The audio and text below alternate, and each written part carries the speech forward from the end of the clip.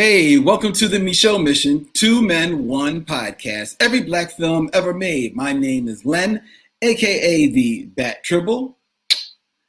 And as always, I'm joined by my partner. Hey, this is Vincent Williams.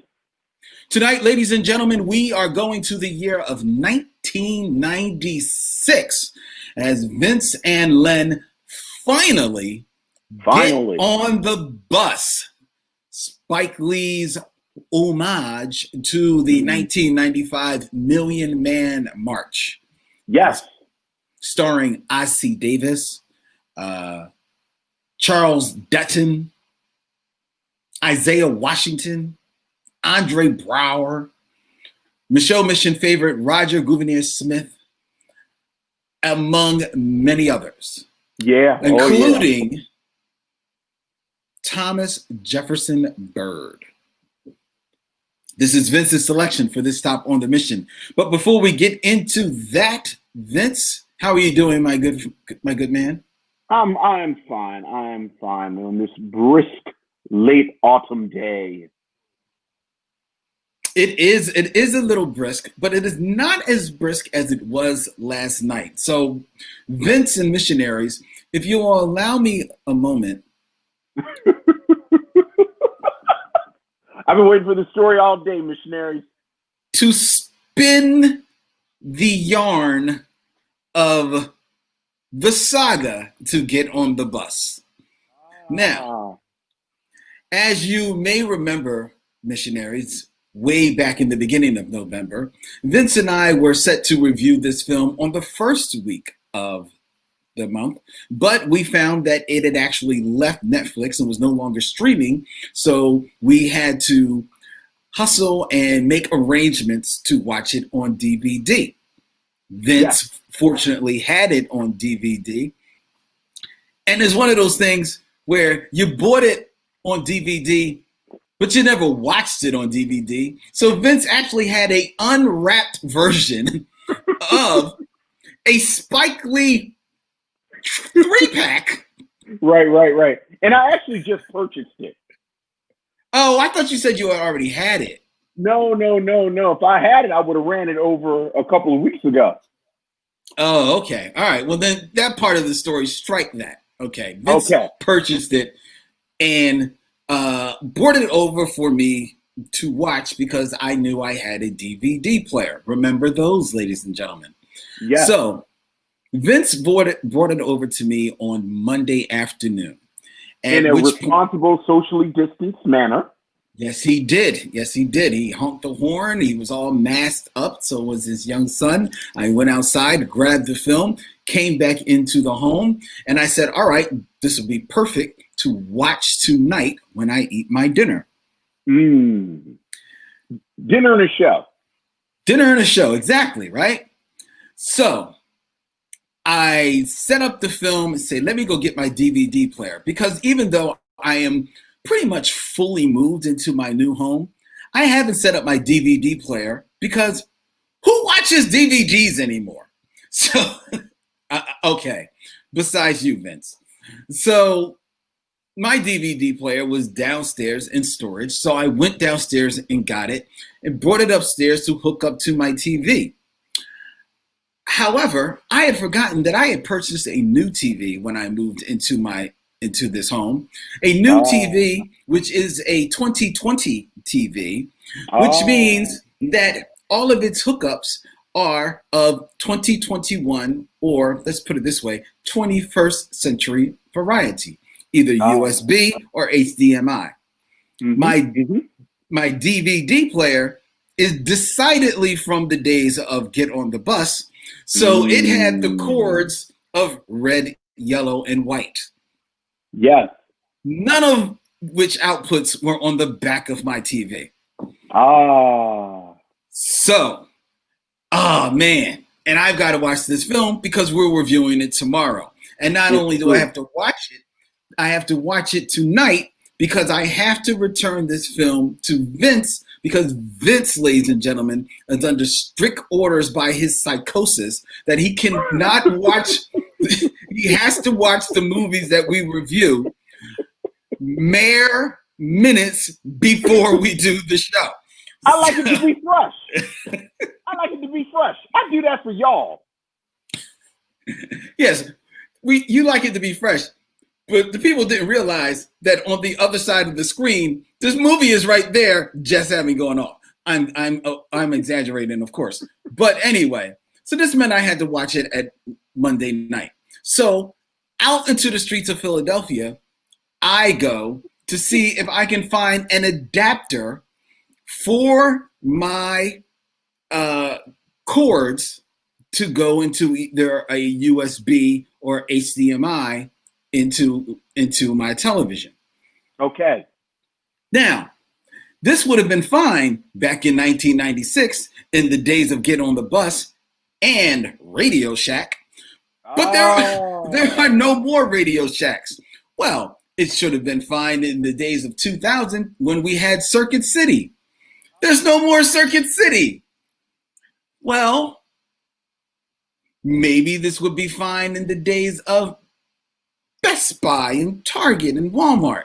You're right. However, Best Buy, Target, and Walmart have decidedly moved into the 21st century, and no, they do not have the adapters for your old antiquated DVD player, Len. So now there is a conundrum. So fortunately, I called up friend to the show, Ariel Johnson of Amalgam Comics and Coffee House, who I know has a little DVD player that they use at her store. I called Ariel, can I borrow your DVD player? I've got to watch this movie tonight. All right, Len, come get the movie. Come get the DVD player. I go, I get the DVD player. It has the HDMI set hookup. I'm like, perfect. I race home. I plug in the DVD player. By now, it's 9:30. I plug in the DVD player into the TV, put the DVD into the DVD player, hit the power button, it comes on, menu comes up, I don't have a remote control.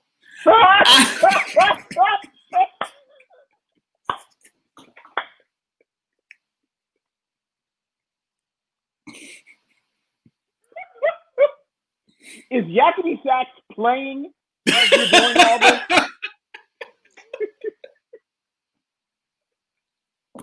Like, are you running around the sofa very quickly as all this is happening?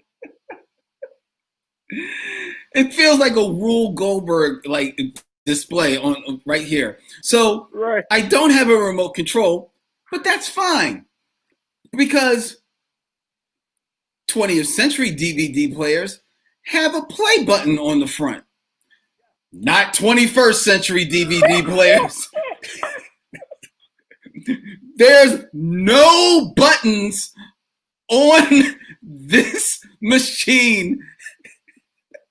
Are you building up to you didn't watch the movie? Therefore, I watched it.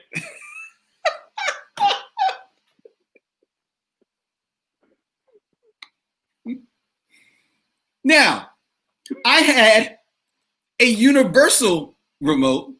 Yes. Downstairs in my basement.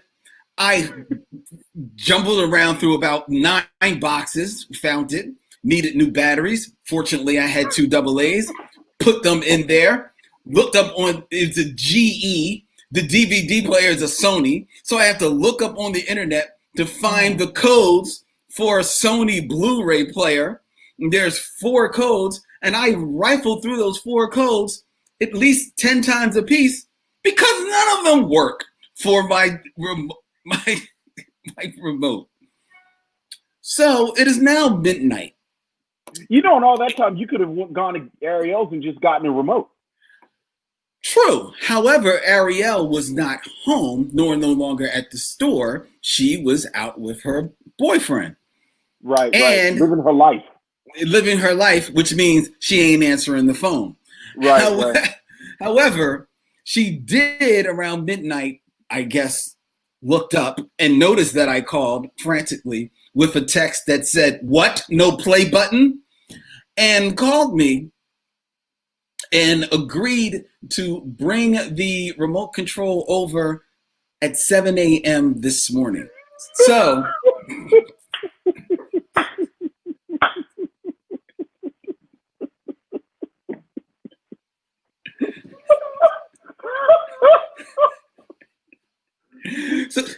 So when you came to pick up the film at 10:30, the credits had just rolled on Get on the Bus. You were like, wow, that's powerful how they left them shackles on. And I was texting you saying I'm outside.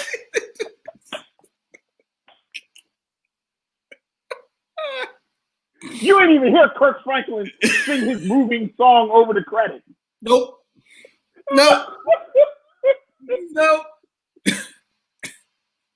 I heard the choir hum up. I was like, oh, gotta give it to Vince.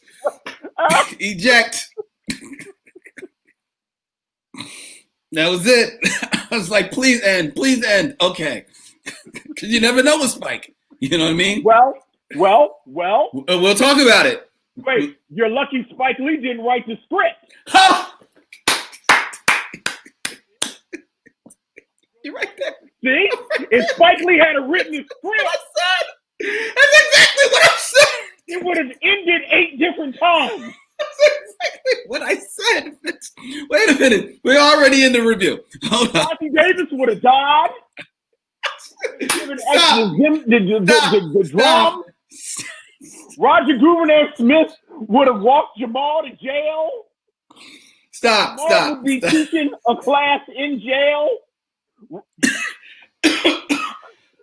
Isaiah Washington and Harry Lennox would have gotten back together.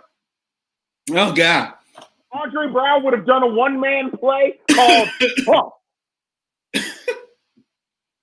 And Wendell Pierce would have been thumbing for a ride. Would have been thumbing a ride.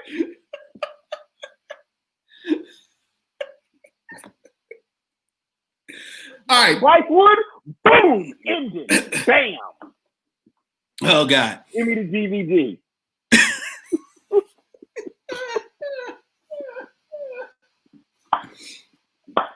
Oh, okay. All right. So that's my saga. Now, I do have one question for clarification. Yes. You don't have a drive on your computer? No, dude. Macs do not have a DVD drive. No, I know. I have a Mac, but I got the little extra drive joint. No, I don't. I don't really watch too many DVDs anymore. Well, you know, I'm gonna talk to you like I talk to my 15-year-old. Well, what have we learned?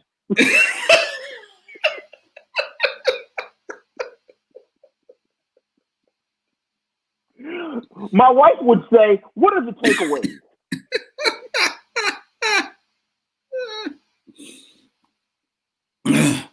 Takeaways is my DVD player is obsolete. Yes, Negro.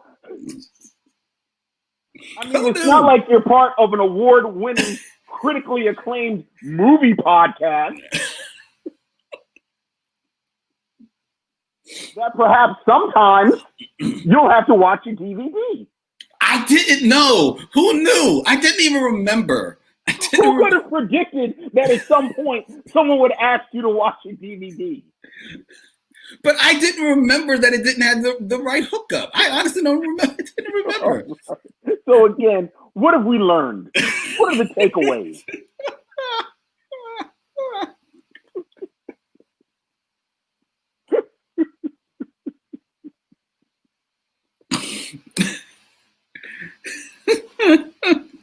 You got her done now. You got her done. I didn't know any of this before just now. I picked it up. I came home, had another cup of coffee. Started right up. Well, no. So I have watched it. I'm in. I'm ready. You are. I know you are. Oh God, that was fun. Okay.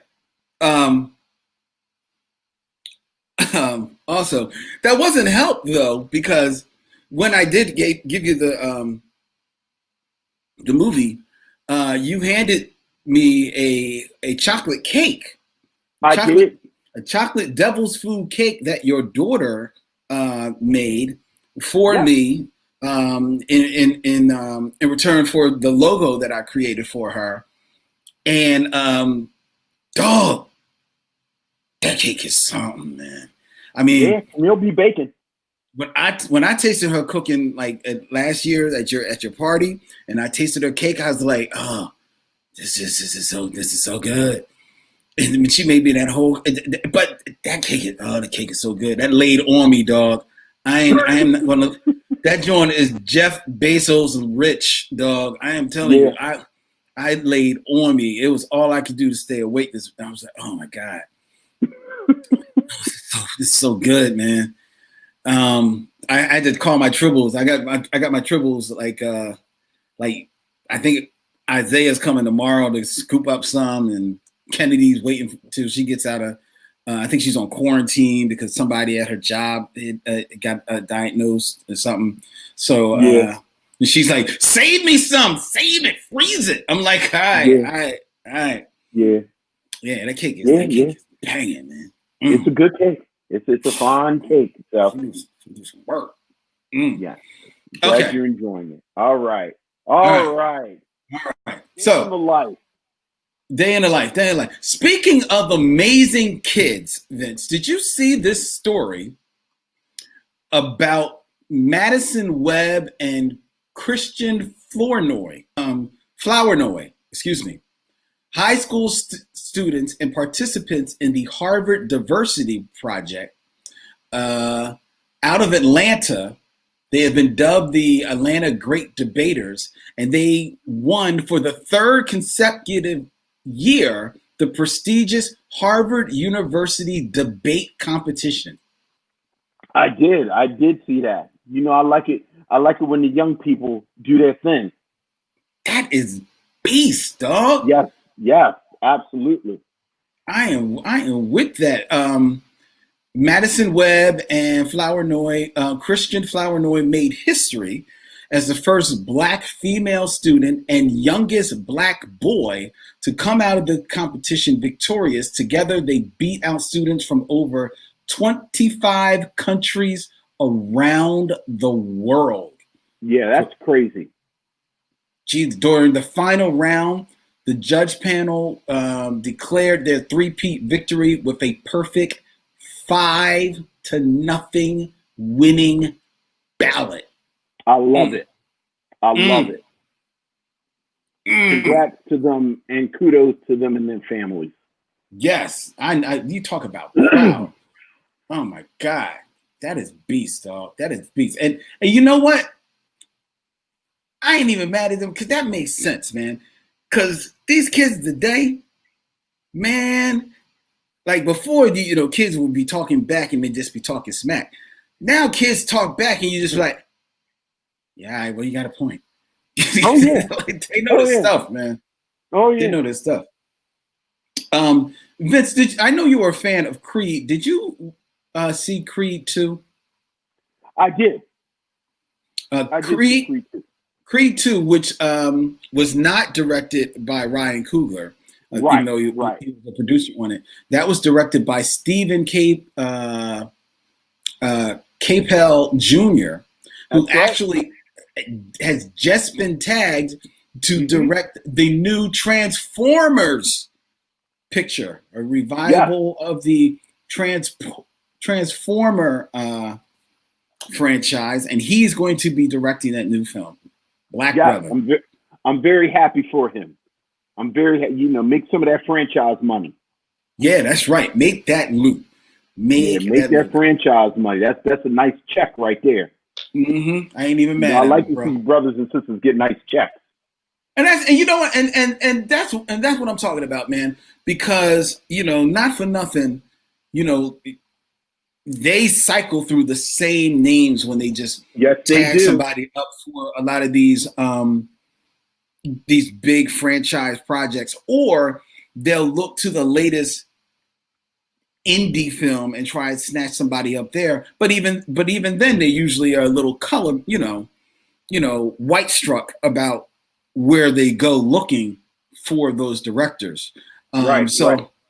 Yeah, So I'm happy. I don't know if we've mentioned it on air that Nia DaCosta is going to direct Captain Marvel too. Yeah. Make that Marvel money. Make That's that right. money. Make that money. Shoot, I ain't mad at you. No, not at all. Not one bit. And then just one last piece of news, because I couldn't even believe this, Vince, when I read it. Did you know, does it feel like it has been 19 years since the Bernie Mac show showed up on television? I read that same oral history, and it did seem crazy that it had been that long. Right? Yeah. Right. It did seem crazy. That was a very interesting oral history too. I haven't gotten a chance to read through it yet. I hope to, because I was a fan of that show. It was a very good show. And when you read the interview, not just with Larry Whitmore, but also the cast, very intentional.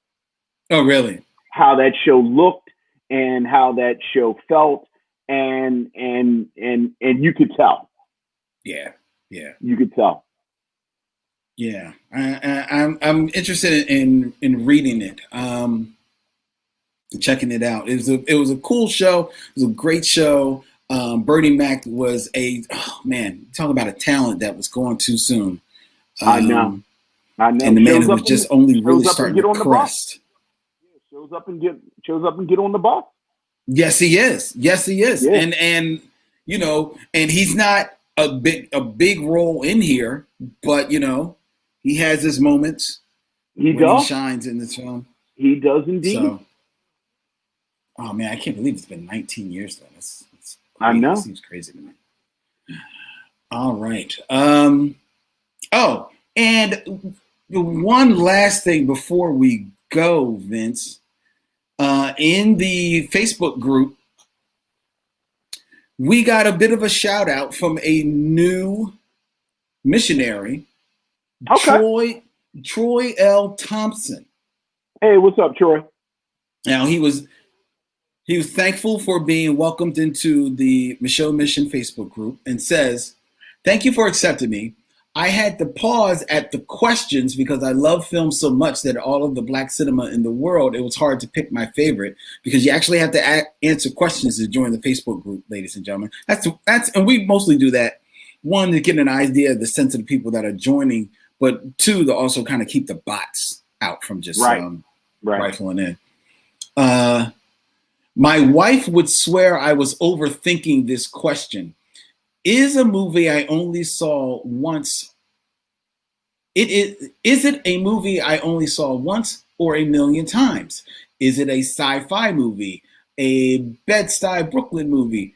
How can I love the Shaft sequels more than I love the original? I have discovered great Black movies since I discovered your podcast, so I'm constantly finding new favorites that I love.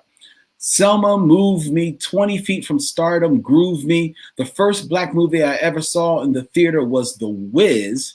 And being from Brooklyn, we also visited the block that Dorothy lived on in the beginning of the movie. And the mural back then was still on the wall. It was the cleanest block we had ever seen. So as I grew older, different genres of Black cinema appealed to me. So sorry, this is long, overthinking again. I will say, House Party, Mo Better Blues, Devil in a Blue Dress, A Man Called Adam, and Fences.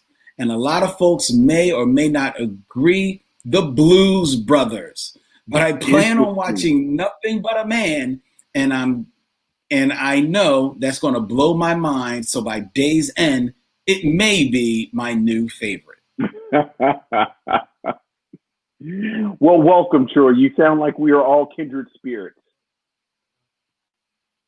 You are home, and as Jeremiah would say, and we are glad to see you. Yes. I guess that the debate about the Blues Brothers continues, Vince. I know. You know, there's so many things on the docket. It feels weird to watch the Blues Brothers. It does. At some point, we're going to have to tackle the Blues Brothers, I think. You know what? I have a funny feeling if we don't bring it to the table, I wouldn't be surprised if somewhere along the line some guest says, "Have y'all watched the Blues Brothers yet?" And we'll be like, right. No, Well, if they bring it to the table, we will grapple with it. We will. But right now, ladies and gentlemen, we are going to grapple with Spike Lee's Get on the Bus.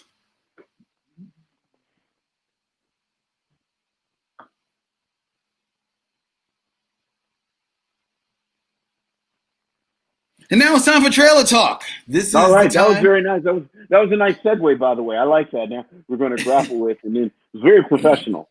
Very professional. Sounds like somebody who has a whole setup to watch a movie in any format. Because see, here's the thing. Like quietly, Len, quietly. Yes. Like we've talked about the Oscar Micheaux movies. I have 3 VHS tapes of black cowboy movies. Now I haven't pushed it because at the moment I don't own a VCR. But look, man, if we keep doing this, like we need to be able to watch all the different formats. And there's stuff that did not make the jump from VHS to DVD. I know. So, you know.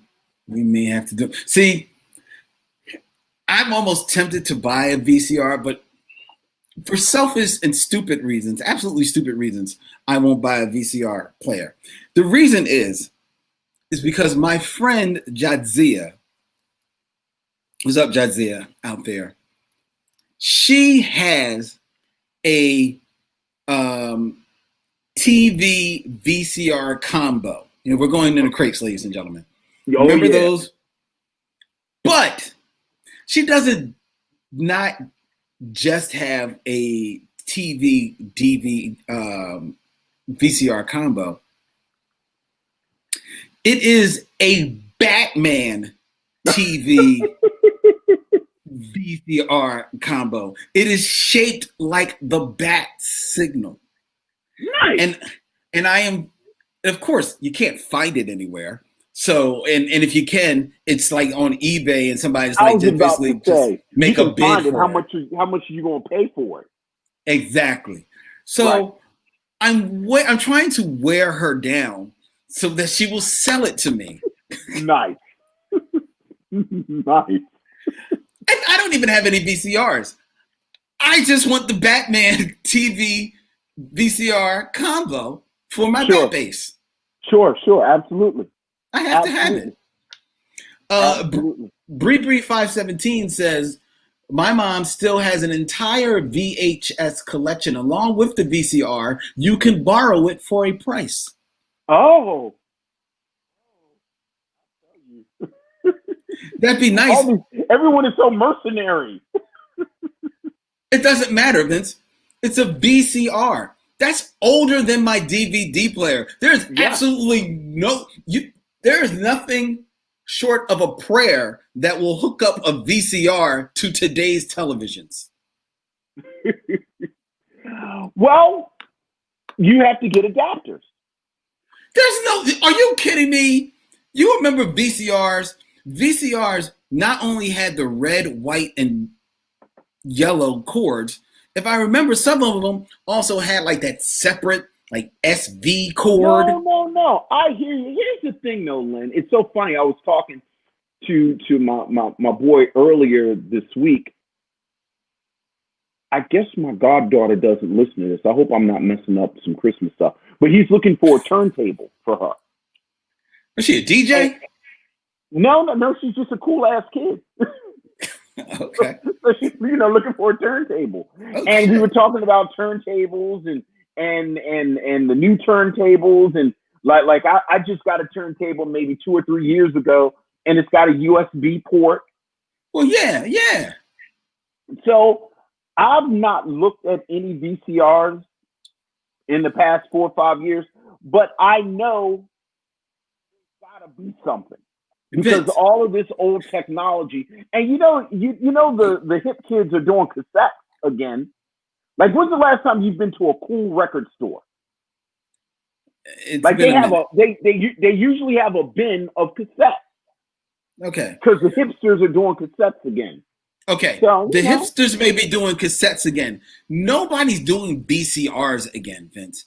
Hipsters are doing cassettes. Hipsters are doing vinyl. That's why you've got the newfangled turntables, and that's why you got newfangled tape cassettes. There is no rediscovering VCRs, VHS tapes. I think it's a lot of stuff never made the jump. And if you want to watch it, you got to watch it on VHS. That means you go over your grandmama's house or an estate sale. No, nobody's watching VHS anymore. None. All right. Well, that was trailer talk, ladies and gentlemen. That was trailer talk. Old technology and Bree 357 trying to rent her VCR to Lynn. No, she's trying to rent her mom's. She's not even renting.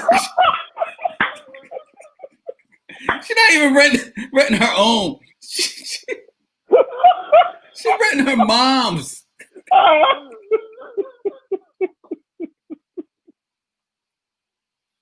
Well, yes. Renting her mom's. I can see her just creeping in the dead of night, just unplugging her mom's VCR. Her mom comes downstairs, the color purple tapes just sitting on the floor.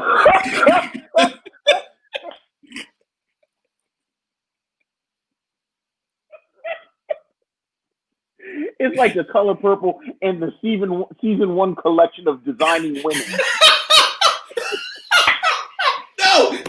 No.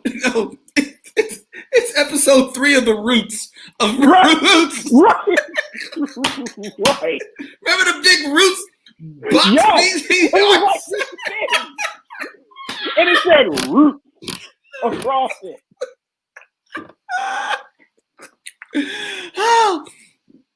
Oh God.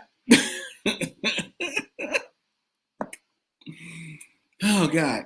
You've never seen a copy of that collection of Roots that doesn't look brand new. No. Yes. Because everyone bought it. Nobody. One person watched it. There's not one black person alive that has seen Roots more than once.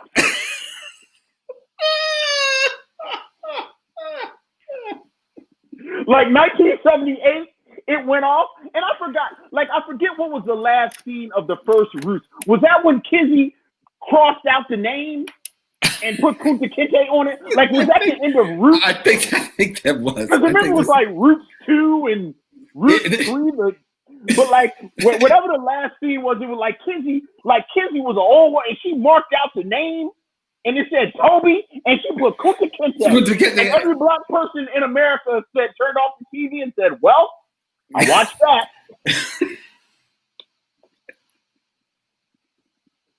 And we never watched Roots again. But now, to be fair, let's not make it out that when Roots first premiered, it wasn't a huge event. And so, yes, we all turned it off and said, yes, we watched it, but it was something that we all did collectively watch. We absolutely all watched it. One time. It was rough. It's rough. When I see LeVar Burton right now, I have an urge to hug him. Well, he's an American treasure. Absolutely. So. All right. I don't know how we got on Roots. He started picking on Roots. We went from VCRs to picking on Roots. We talking about Roots. Did y'all have a chicken restaurant here called Chicken George? Yes, of course. Of course. Did you ever feel weird going to Chicken George? Yes, absolutely. Was that the most conflicted eating experience you've ever had in your life? This is not supposed to be. Why is this here in the black neighborhood? Right. Is it a chicken restaurant called Chicken George? This is not right. And it's delicious. But we have learned the wrong lessons. Maybe we should have watched it more than once.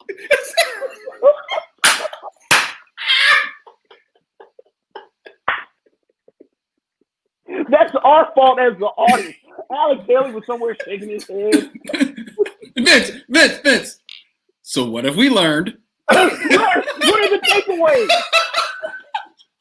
What have we learned and what are the takeaways? Apparently nothing. We've learned nothing. Oh God. Oh God. Oh.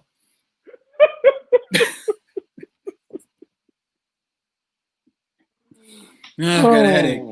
Okay. Woo. Oh, Jesus. All right. Kissy got down on her knees and started crossing out on the gravestone.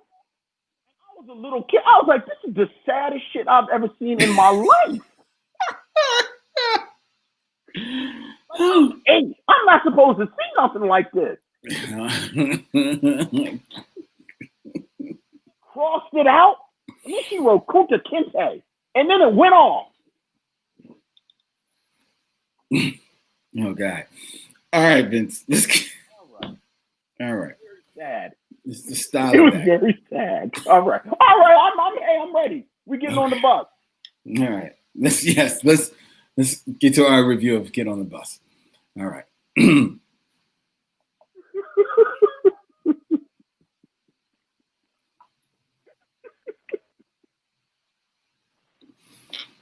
You ready?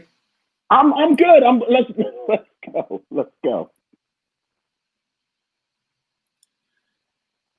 Get on the Bus is a 1996 American drama about a group of African American men who are taking a cross-country bus trip in order to participate in the Million Man March. The film was directed by Spike Lee and premiered on the 1-year anniversary of the march. The film, written by Reggie Rock Bythewood, stars, in alphabetical order, DeAndre Bonds, Andre Brower, Thomas Jefferson Byrd, Gabrielle Cassius, Albert Hall, Hill Harper, Harry Lennox, Bernie Mac, Wendell Pierce, Roger Gouverneur Smith, Isaiah Washington, Steve White, and features Charles S. Dutton and Ossie Davis. Get on the Bus, Vince's selection for this stop on the Micheaux Mission. Vince, what say you of this film? Well, here we are again with my favorite filmmaker, Spike Lee. And we have talked about Spike Lee's work. And part of the reason I love him so much is that he has established a body of work. A body of work that you can look at. And as I've said it before, early on, and I will say it again, that when you look at Spike Lee's first 5 films, and really 6 films, because his sixth film is Malcolm X. Mm-hmm. But I like 5. I will put Spike Lee's first 5 films up against any filmmaker's first 5 films. Mm. Out the gate, Spike Lee made great films, and frankly, when we talk about the golden period of Spike Lee, you're talking about those first 6 films, starting with She's Gotta Have It, ending with Malcolm X in 1992. From there, what I've always said is there is a transitional period, and this transitional period is not as good as the early stuff. So in this I include 3 films that we've discussed actually: Crooklyn, Clockers, and Girl 6. Mm-hmm. Crooklyn I like a lot, but Crooklyn has never really felt like Spike Lee's movie to me. It always felt like Joie Lee, his sister's film. Mm-hmm. Clockers I think feels more like a Spike Lee film, but it's based on Richard Price's novel, who co-wrote the script. So even that is almost an asterisk. And then while I like Girl 6 more than you did, I think Girl 6 is a very uneven film that leans more towards a misfire than not. Okay. After those three films, we enter into what I personally call Spike Lee's, he gets his second wind.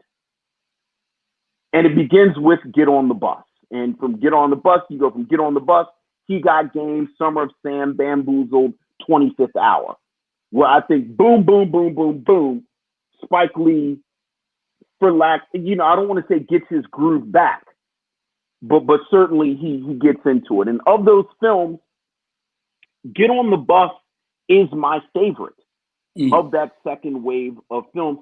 And truth be told, even compared to his golden age, if you will, I think pound for pound, Get on the Bus might be a better overall film than Jungle Fever.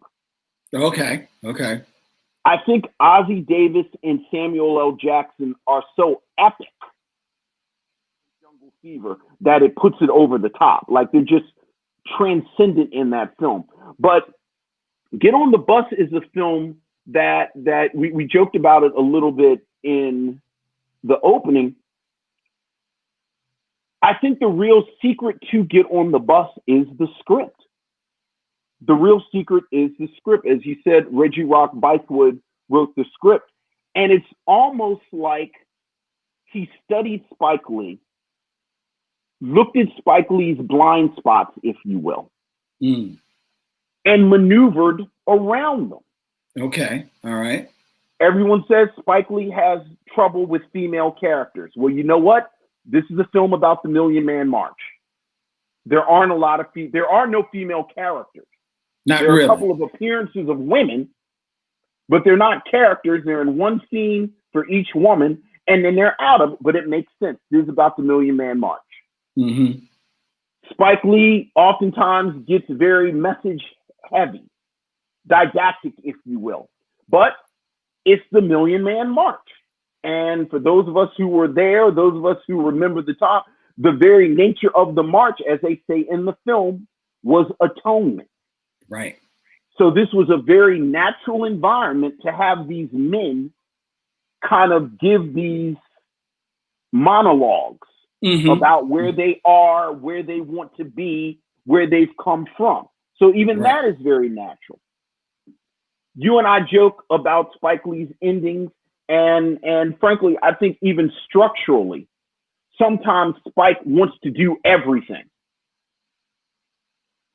This is a road trip movie. So built in, you have a structure. Mm-hmm. You have a beginning, you have a middle, you have an end. So that even that pulls Spike Lee in, and that really serves him as a filmmaker. Mm-hmm. By contrast, I would argue that this is more, even though he hasn't written the script, I think that this film is more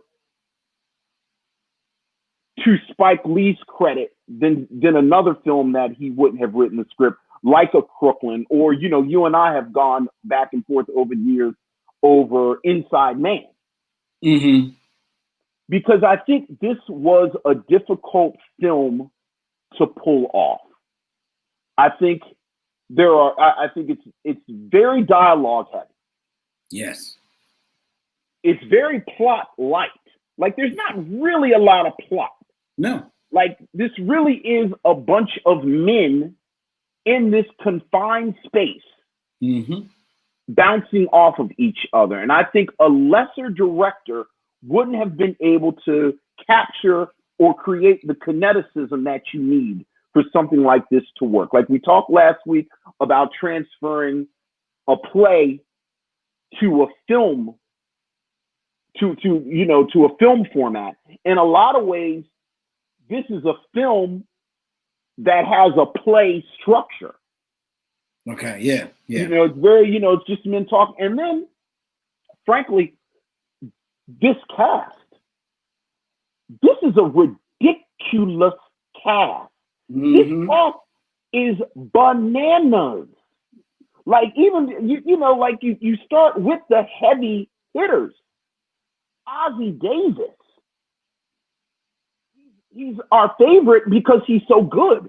Roger Gouverneur Smith, Andre Brower, Harry Lennox, Isaiah Washington.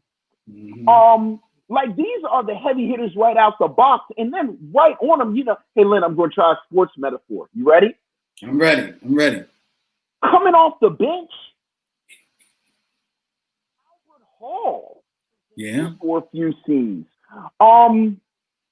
Hill Harper. Yeah. Work in this. You know what?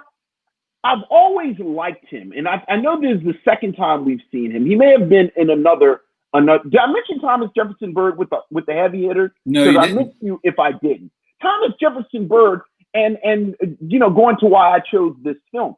I don't think this is Thomas Jefferson Byrd's best performance in a Spike Lee film. I think he is Oscar worthy in Clockers. I think even something like Bamboozled is a more firecracker role than this. But this is my favorite role of his. I love him so much in this movie. But you know who I like in this a lot? DeAndre Bond, the little brother that plays his son Smooth.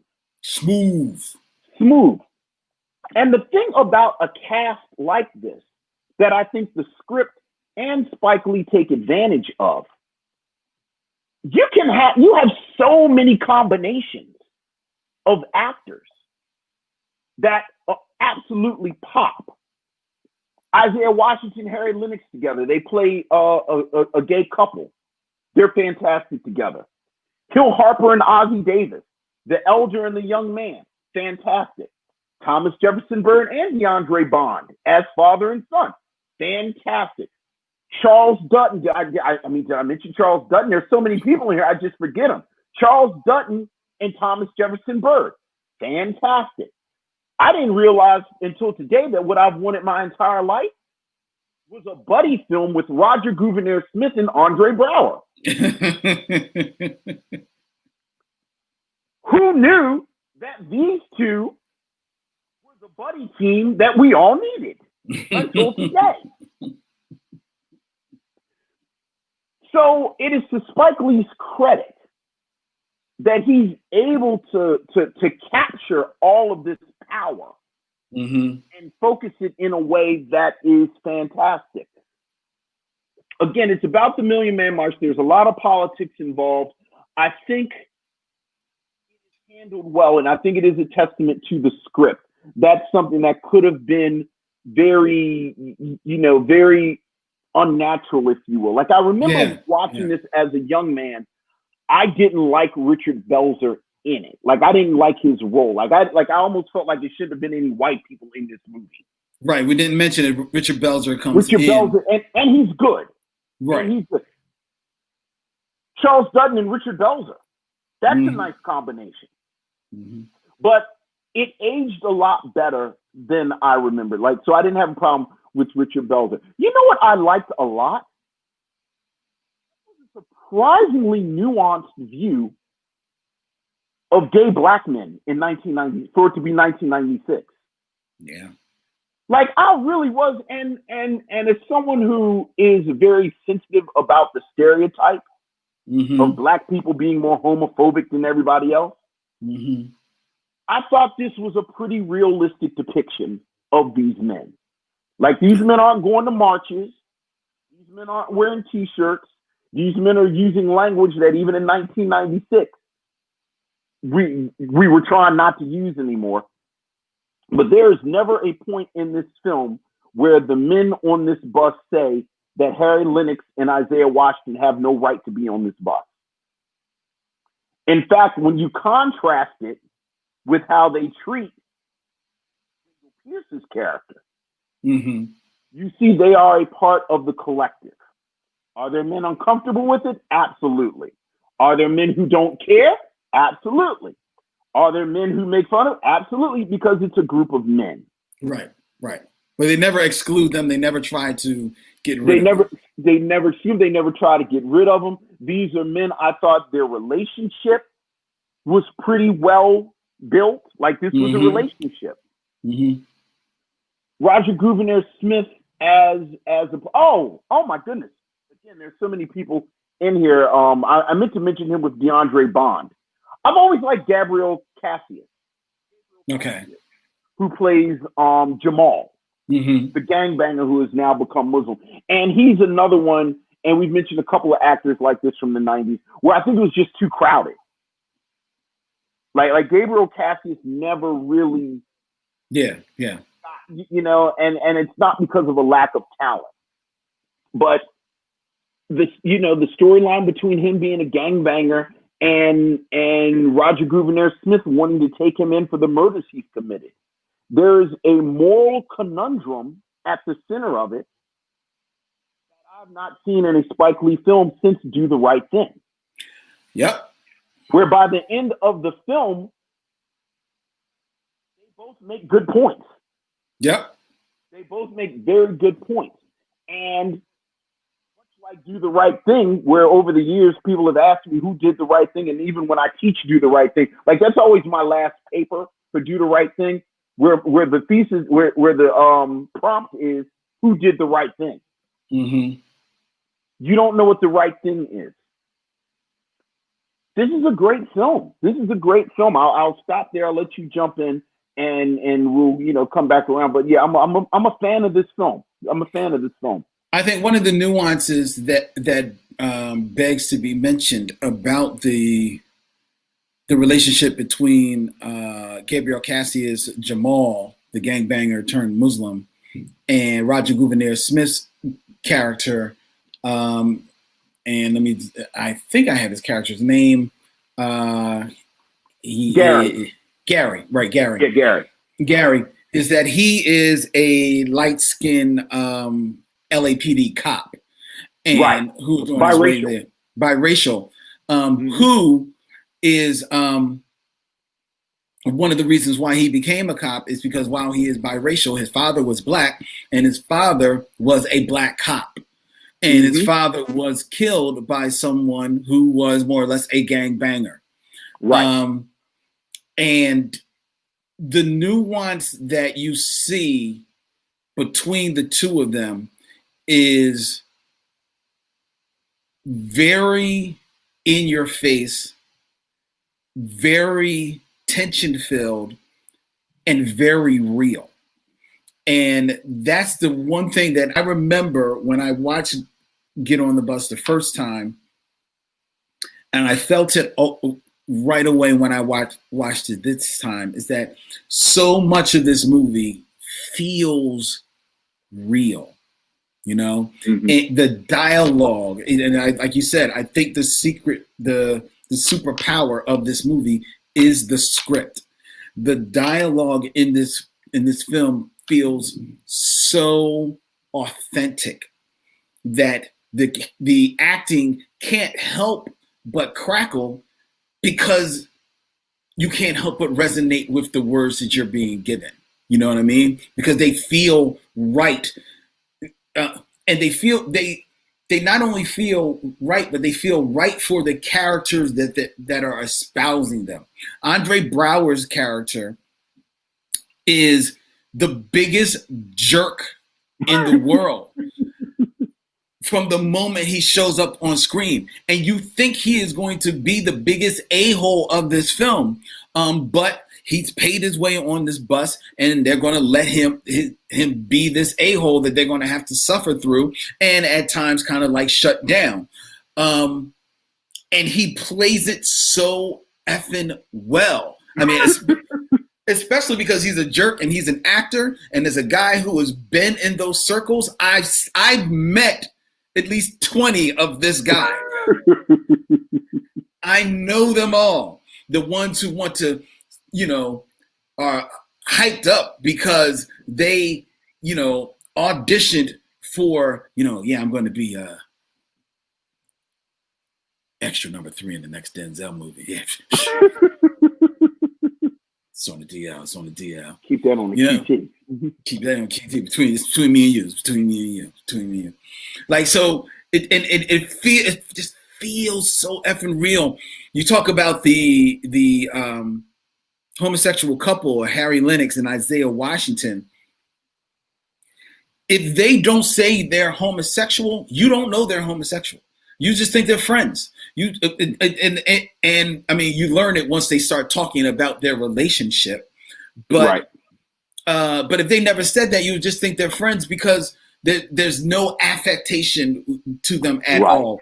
Which even in 1996 was still a thing that you would see in films and in black films, especially black films that are predominantly feature black men who historically have a streak of homophobia running up a lot of their backs. So for it to be as smartly and depicted in this movie to the point that this homosexual couple are allowed to be in their feelings, be mad with one another, be in love with one another, be defensive of one another, and still be tender with one another. Yeah, is like it's almost groundbreaking for this type of film, you know. And I was really moved. I was really moved by that, especially in light of, you know, fast forward to 2020, you know, what Black America thinks of Isaiah Washington right now. Isn't that crazy? It's crazy. And how he blew his career up. Exactly. You know, even though, you know, it wasn't lost on me that, oh my God, he's playing a Republican in this film. It was there all along. A black gay Republican? Now I've seen everything. But you know, I mean, the thing that struck me with this film is that there's so much honesty. At this time in his career, Ossie Davis, I like Ossie Davis. I got nothing but mad respect for Ossie Davis. But there are times when I see at this point in his career, Ossie Davis coming up on the screen, I'm like, oh man, I sometimes his performance can be a little cringeworthy, right? But in this film, I didn't feel that. And I think that is because he's bouncing off realistic situations. And also it's because you as the viewer are let in on what the people in the bus don't know, is that he is actually a sick man, right? Yeah. Like you see that from the beginning when you see him rip off his medical bracelet the first time you see him, but nobody else saw him do that. So no matter how strong and lively and, you know, he may appear throughout the movie, we know that he is a ticking bomb. So that just adds a level of, you know, more thoughtfulness and tenderness to his performance, because you're just sitting there waiting for it, especially when you see how he and Hill Harper are getting along almost in this, you know, grandson type of relationship, you know, and he's handing down the lessons that he's learned and his respect for history to Hill Harper, as well as to Jamal, as well as to the whole bus, really. Because he is the person, he's the kind of like the voice of reason for a lot of them. And it is so true of the dichotomy of black men, is that as fearful and as prideful as we may be about ourselves and our place in the world, we are still very reverential and respectful to our elders. And you can see them, and you can see them, even Andre Brower being deferential to Ossie Davis, his character in this film. There's just so much to like about this film. I'll be honest, man. Watching this movie, I you know, just thinking about the Spike Lee films, this might be my favorite Spike Lee movie. And maybe it's because he didn't write it. It's because there is an economy of script that, while it delves all over the place, it gets in. I mean, you talk about the nuance of the homosexual relationship and the nuance of the conversation between the gangbanger and the cop, and you don't know which way that lands. You also alluded to Richard Belzer, him and Harry Lennox getting into it about the history of Jewish people's part in the civil rights movement. There is thoughtfulness to that conversation where no one is necessarily given the upper hand, but you also, as opposed to in many Spike Lee films, you don't feel like people are just shooting out Wikipedia facts at one another. You feel like people are just being honest in their stance, and you also feel like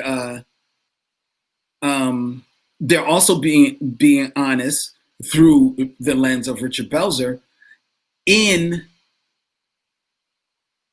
the thoughts of the Million Man March, because as historic as a moment as this was, and as powerful as a moment as the Million Man March was, it is not lost on anyone, Black America or white America or whatever color America, that this was an event that was created and fostered by Minister Louis Farrakhan, who is, you look up problematic, you might see his picture right there with some of the things that he has said about people out that aren't Black, and they're honest because they don't run away from that. They easily could have just skirted over that, but they don't. Over that at the end is a small thing, and we'll get to it at the end. But this was just really just an amazing film, top to bottom. Yeah. It's funny. I actually had economy of script in my notes too, because again, it's a lot of balls in the air. It's a lot of balls, and again, when you are dealing with a cast this talented, like I joked about the combinations, but to take that a step further, any two actors in this film could have carried this film. Right. Like at any given moment, the one actor could have outshined the others. And there is this wonderful balance. So that by the end, and it's a fairly lean, it's 2 hours. Yeah. Like it is 2 hours. And of that 2 hours, you have to think you have a bunch of establishing shots. You have the transitional shots where it's them, it's a road trip. So, you got the shots of them on the bus. So the 2 hours minus that, this script has to do a lot. And I have to say, from my perspective, as we kind of do this and you kind of look at, and as you said, from the moment we see Ossie Davis and he takes the hospital tag off, you say, I don't know if Ossie Davis's character is going to make it to the Million Man March, but he ain't going to make it back to South Central LA. Right. That's right. But they handled the foreshadowing very delicately. Like there's no coughing up blood or, but just every now and then, very lightly, they remind you of what's going on with him. And I have to say, looking at, I've seen this 3 or 4 times now, so I knew it was coming. The way that they build to the moment, like I knew by the end, so we didn't mention Thomas Jefferson Byrd plays a character named Evan, and his son Smooth has gotten into some trouble, and as part of his punishment, he is on probation, and he has to be shackled to his father, which, sidebar, for those of you who are too young to remember, this was actually a thing. I know. Like you remember that moment where they were just shackling black boys? Yeah. Punishment. So this was very much a thing. And even though the credits they juxtapose the slave chains with the with that they show in the opening credits, right? In the opening credits, even though by the end of the film the shackles are going to come off of his son. It always really hits me when they leave the shackles at the foot of the Lincoln Monument. Right. Yeah. It is such a powerful image. Mm-hmm. The other thing that I really enjoy about that storyline is when he runs, and I give credit to Spike Lee for this. The way Spike Lee subverts that kind of film trope of the runaway slave, running through the night and it's the mist and people are chasing him. But in this case, it's black men chasing this young black man trying to save him. Right. Right. And I love how the film recaptures that imagery in this way. But again, this is just one storyline. This is just one storyline in this film. Here's the thing about that storyline. I like DeAndre Bond in this film. He's not the most polished actor in there, and I think that actually is to the film's benefit because he just sounds like a young bull, and that's how a young bull comes across. I like Thomas Jefferson Byrd. I'm a fan of him, and I don't think he's bad in this film. I do think that for me, that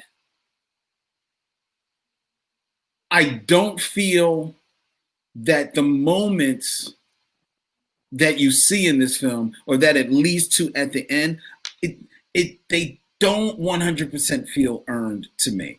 Like even their big conversation at the end, after chasing them through the woods and after them breaking down, I feel in watching that scene, I felt everything that DeAndre Bond was saying. I absolutely felt that everything he was saying, it felt real, it felt earnest. You felt pain in his voice. And I didn't feel what Thomas Jefferson Byrd was saying or was giving was receptive of it. I felt it was more, he was just kept saying the same things. I am your father. I am your father. And it just didn't, I so wanted that. I mean, I know what they were going for there. And I thought that was one part where it just didn't quite stick the landing for me. And it just didn't feel real. Oh, I disagree. I love their relationship. I love him as this. I love him as this father who has screwed up, and now he's trying to make up for it. Like I love the roughness of it, and frankly, the repetition of the "I am your father and I'm not going anywhere." In my mind, that was as much for him as it was for his son, because you get the sense, even this is newer than not for him, that he's going to be there. So, and Smooth wanted it, like he wanted to believe it. Like I don't think he had to really do too much to convince him, because he wanted to believe it. And I did. It worked for me. It worked for me, and maybe that's just the good feeling from the rest of the movie. But it worked for me. And I just love the communal spirit of it. Like whenever I think about it, I always go to Shabuya, the song they sing. But I noticed this time they spend a lot of time singing together. A lot. Like there are 4 different moments where they sing the James Brown together. Roger Gouverneur Smith, who, hey, by the way, he also sings and plays the guitar, because why not? It's like in between the set, he's in the back rolling sushi rolls. But he's playing the guitar and they're all singing together, and it's just, I just love the warmth of it. I love the warmth of it. And I had forgotten. I knew they never got to the march, but I had forgotten there was footage of them coming into DC and all of the cars and speaking to each other. And I remember years ago, I was disappointed that it didn't show them at the march. But today I had to be honest with myself. What I remember, because I was there, but what I remember the most was driving to the march. And seeing everybody. Because let's be clear, again, for our younger listeners, nobody knew what was going to happen. Nope. Like, nobody knew. Like, I love the fact that the first conversation we reference is at the barbershop. Like, they talk about they were listening to they were at the barbershop and this, that, and other, because that's where information was being sent back and forth about the march. Was that no internet. I love the fact that, and I just lost his name because he's in the film with Bernie Mac. He's been in a couple of Spike Lee films. He was in Do the Right Thing too. Albert Hall. No, not Albert Hall. The brother who's the comedian. Oh, no. Steve White. Steve White. I loved when Steve White said that it was a conspiracy and that we were all going to get murdered, because that was real. That was real, and that was part of the conversation. Yeah. Like, are y'all sure you want to go? Because this would be a perfect time to murder everyone. Like, they were going to murder us. They were going to spray us with something so we wouldn't be able to have kids. They were going to give us some type of airborne disease. They thought, and it really was an act of faith. Yeah. And again, you didn't know who all was going to go. And I'll just say, for me, because I was right outside of DC, we always had a skewed view of it because, it was like a 30-minute ride away. Right.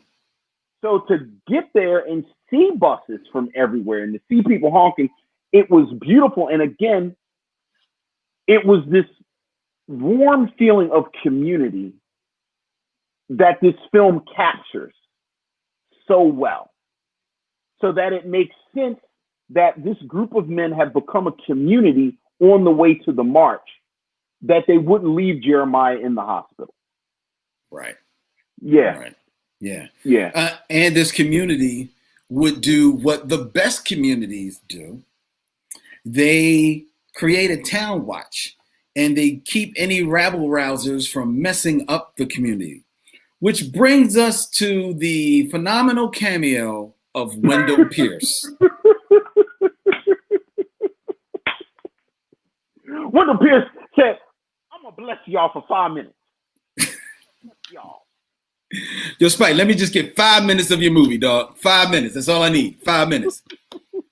So Wendell Pierce comes into this film as someone that they pick up along the way. He is a Lexus dealership owner, very successful black man. And he has the bankroll to pay his way to get to the Million Man March because, hey, I want to be there with the brothers. And when asked why he is going to the Million Man March, why he lets them know, let me find it because I have it there for you. Why Xavier asks Hill Harper's character, why are you even going to the march? Niggas and cars. Cars and niggas. Niggas need cars like cars need niggas. I'm going to make some money. You think I'm going to miss out on all that networking shit, nigga? You must be crazy. I got a joke for you. Yo, nigga, what do you get when you cross 1 million lesbians at the Million Man March? Okay, what do you get when you cross 1 million lesbians at the Million Man March? 2 million motherfuckers who don't do dick. Y'all niggas something else. Nigga. All you niggas. Oh my God. At which point Mike says, well, Wendell, I think it's funny that his name is Wendell. I got a joke for you. What do you call a black man with a Lexus dealership? What? Nigga! And then they throw Wendell off the bus, at which point Jay, played by Bernie Mac, throws him his coat because nigga need coat like coat need nigga. Man, if I didn't see anything else but those 5 minutes of this movie, this might be my favorite movie of all time. How Wendell Pierce marched into a film with the cast that we've been talking about and just busted wide open. Like how Wendell Pierce do how Wendell Pierce do that? I don't know. I don't. Andre Brown, Roger Groove, and Aaron Smith. My beer. But you know what? It was funny when I was watching this film. I was getting the whiff that this film was feeling, despite it being set in the 90s, talking about an event that took place in the 90s, just a year before. In its depiction, in the reason, in the way that Spike shot it, and also in the intimacy and the immediacy of the way that it's produced, because the film was only shot in 3 weeks. He didn't go to the studio for the money. He just went to Famous Brothers for the dough, and they all bankrolled it because he wanted to be 15 men. Yeah, about men for men. You know what I mean? That's right. I was getting the whiff of this film that it felt very, guerrilla film and had a 70s vibe, right? I can see that. It just really had, especially with, some of the music, took you back to the comedies of the 70s, right? And which made sense, and it all came together because in every one of those comedies, no matter if it went those Bill Cosby, Sidney Poitier comedies, or even in Car Wash, you were watching those movies and you were enjoying yourself, but you were waiting for that one cameo, usually Richard Pryor, who was going to come in and just kind of like set the movie on fire and just take hold of it for 5 minutes. And when Wendell Pierce comes into this film, I was like, well, there you go. That's it. There it is. That's Richard. That's Richard coming in the Car Wash. That is exactly what it was, man. And I was like, yo, this movie is solid. If this movie sticks the landing, we've got a winner. And bam, it stuck the winner. Stuck the landing. It is one of my favorite endings of a Spike Lee movie. Mm-hmm. Like I said, like I was prepared for Jeremiah to die, and they read the prayer, and that's a great ending. But then the shot of the shackles, takes me out every time. It does take you out. It's very powerful, especially because the shackles were because of the way they were shackles that were on Smooth's wrist. Mm-hmm. But they were also around his father's waist. Right. So you had the chain and the strap, which is what you would see on shackles, right? Yeah. And you're right. It is a powerful image. And smartly the movie goes out on it, and we don't have to have the history of the shackles because it's not that's not in the script. Montage. Right? A montage on a chain gang. Exactly. There's no cliff notes after the end, so it's perfect. It's spot on perfect. Spike needs to work with Reggie Rock Bythewood more. The only bad thing about that scene is that it immediately reminded me, okay, oh, great, that's paying homage to the opening credits where you see a slave bound in shackles. Very powerful image. Very powerful, but it's not baked into my brain. And the reason why it's not is because overlaid on that image is this extremely trite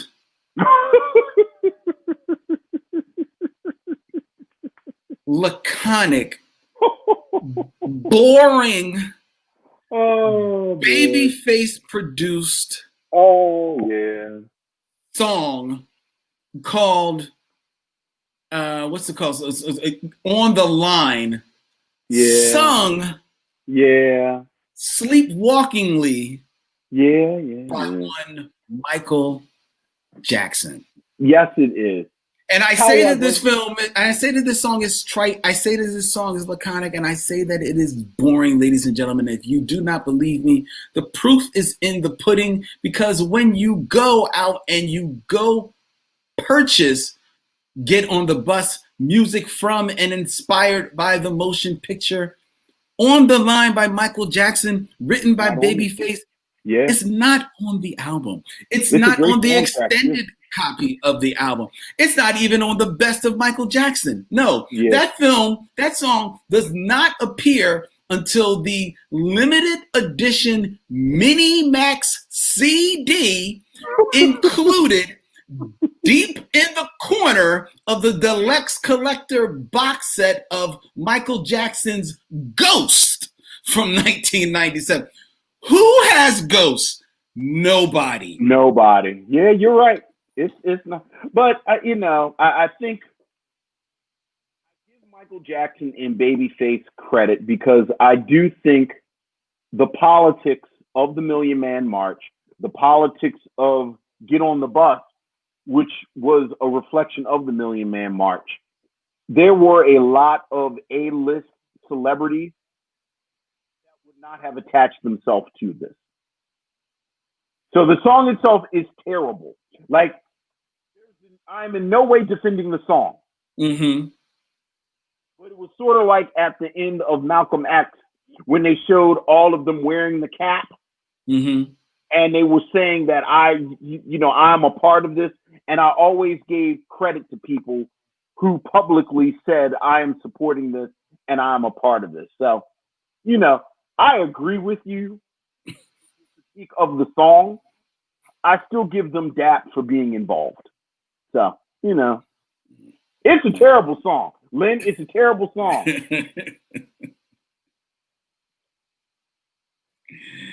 If you say so. Bree 517, in regards to the Million Man March, she says, I so remember the flyers at every black party up until the march. There it is. Also reminded me of Will Smith saying it was the first time he felt completely safe in his life. That is 100% correct. That is 100% correct. And MJ Dickerson says, as a kid in Arkansas, the march really felt far away. I always appreciated the rest stop scene in Get on the Bus. Yeah, I've also said that for years. That is the safest I've ever felt in my adult life. And what I find now as a parent, I felt safe like your children feel with you. Mm. That is the safest. That is 100% correct. That it is the only time in my adult life that I have felt completely relaxed. Wow. And like I was protected. It was a powerful moment. Yeah, that is true. So it was a powerful moment. So yeah. And I think in many ways, and there have been some documentaries about the Million Man March, and people have written think pieces about it.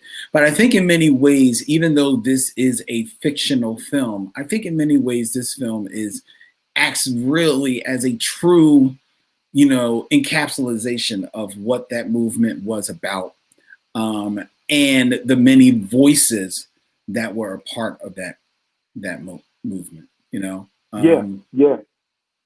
This was really good stuff, man. Yeah. Again, I think this is a film that ages amazingly well. Very well, man. It feels like a document from that moment.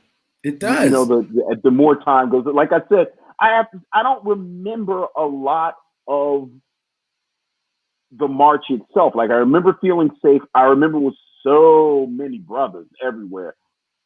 But my fondest memory was going on 95 and just hearing the honking. Like, I just remember there was so much honking. Mm-hmm. everybody hanging out the window and waving at each other. So yeah, you're right.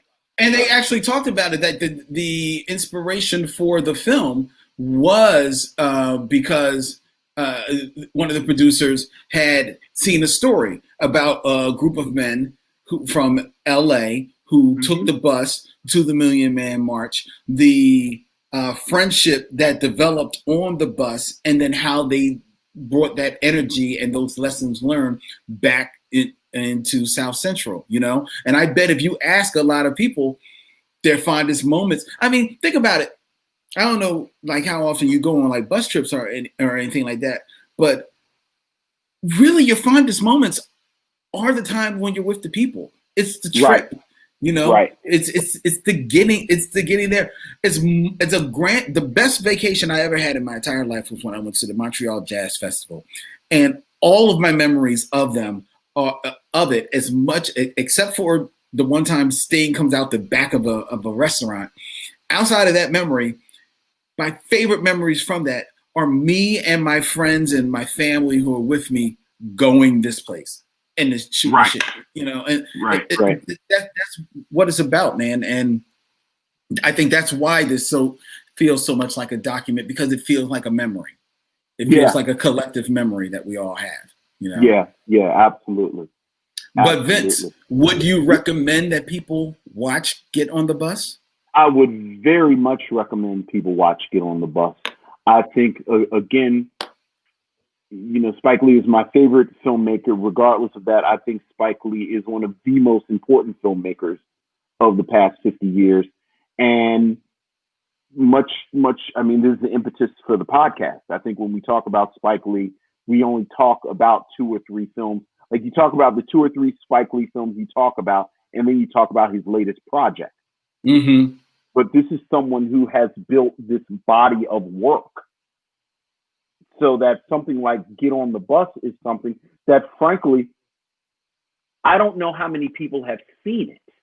Yeah. Now, like, depending on how young you are, you may not have seen. Oh, I've seen Do the Right Thing. I've seen, The Black Klansman. Like, I saw The Black Klansman, and I went back and I watched Do the Right Thing. I watched She's Gotta Have It. I watched Malcolm X. But he has this body of work. And I will say this: when you said Get on the Bus might be your favorite Spike Lee movie, I don't think that is an insane thing to say. Mm-hmm. Like, I don't think that's crazy pants. Right. It's not my favorite Spike Lee film, but I think you can make an argument for it. So, just as a film, and then everything else that you were so eloquently saying about it being this document and feeling like a memory, I think it's an important film when we talk about the culture. So yeah, I think you should absolutely watch this film. Yeah, I concur, ladies and gentlemen.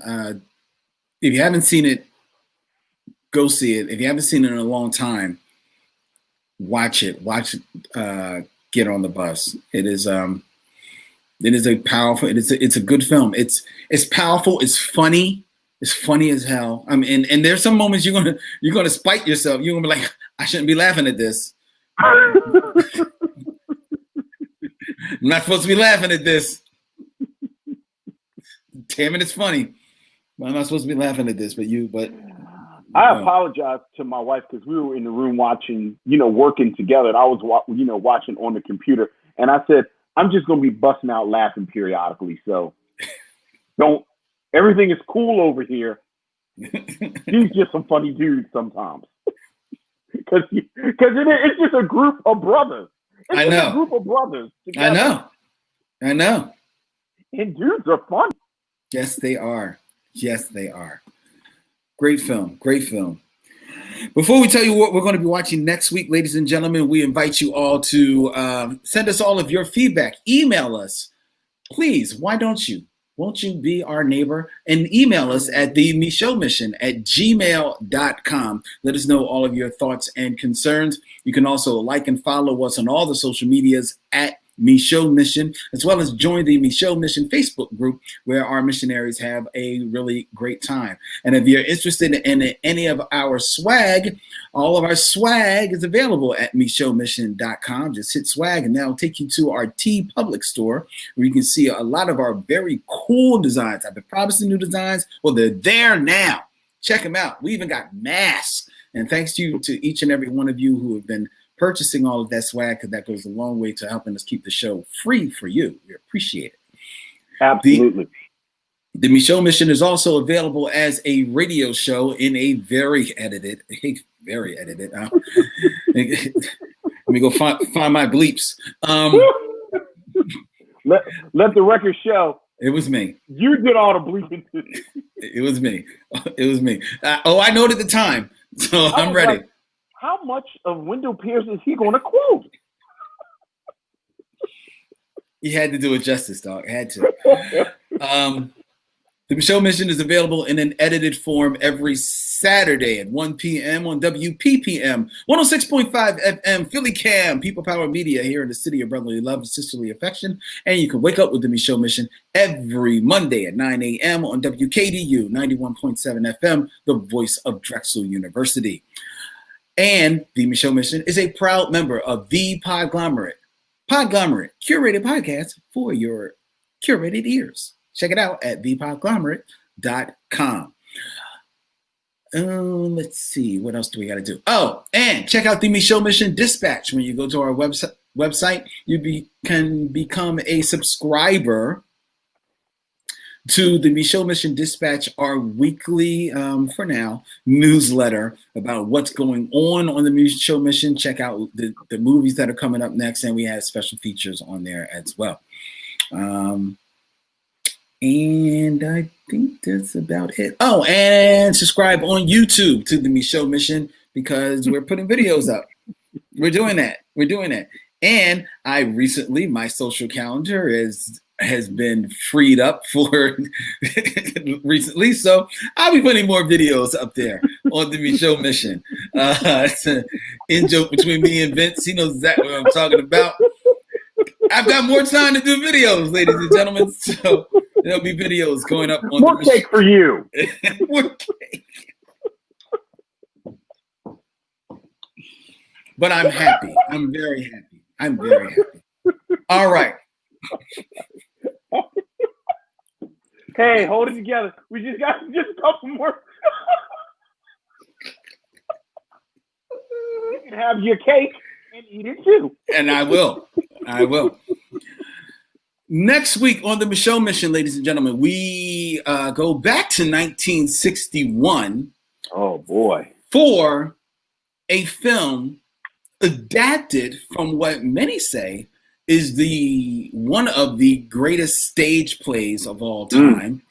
And it was adapted into a film that many say is one of the greatest films of all time. I don't know. You be the judge along with us when we watch Sidney Poitier and Ruby Dee in the iconic and the historic Raisin in the Sun from 1961. I'm actually teaching this next week. Are you really? I'm actually teaching the play next week. So oh my God, I'm so ready for this episode. Like, I'm ready to do it right now. Well, hold your horses. Hold my horses? Because I haven't seen the movie, and I have to see whether or not I have to get out a film projector in order to. Hey, Len. DVD.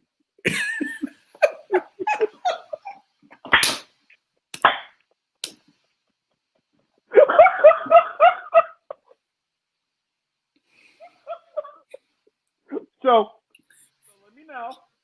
Are you?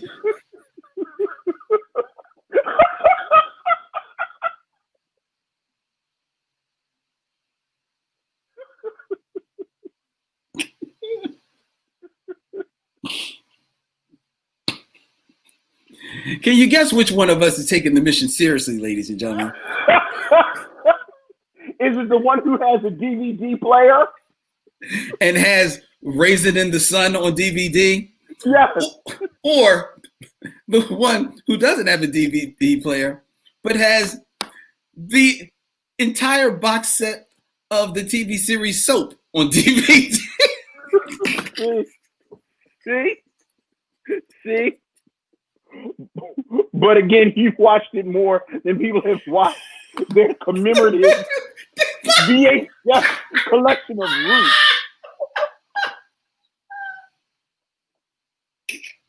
Every black person of a certain age, you go in their house and up on the shelf, it's the commemorative collection of roots, and it still has like plastic on it. Okay, we can't go there, Ben. That was a trailer. That was a trailer talk. They don't know what we're talking about. I'm sorry. Y'all gotta watch the video. Y'all watch the video. I'm sorry. Y'all know what we talking. We gotta get out of here. He's Vince. I'm Len, and in parting, we say, we'll see you when it's time to meet again.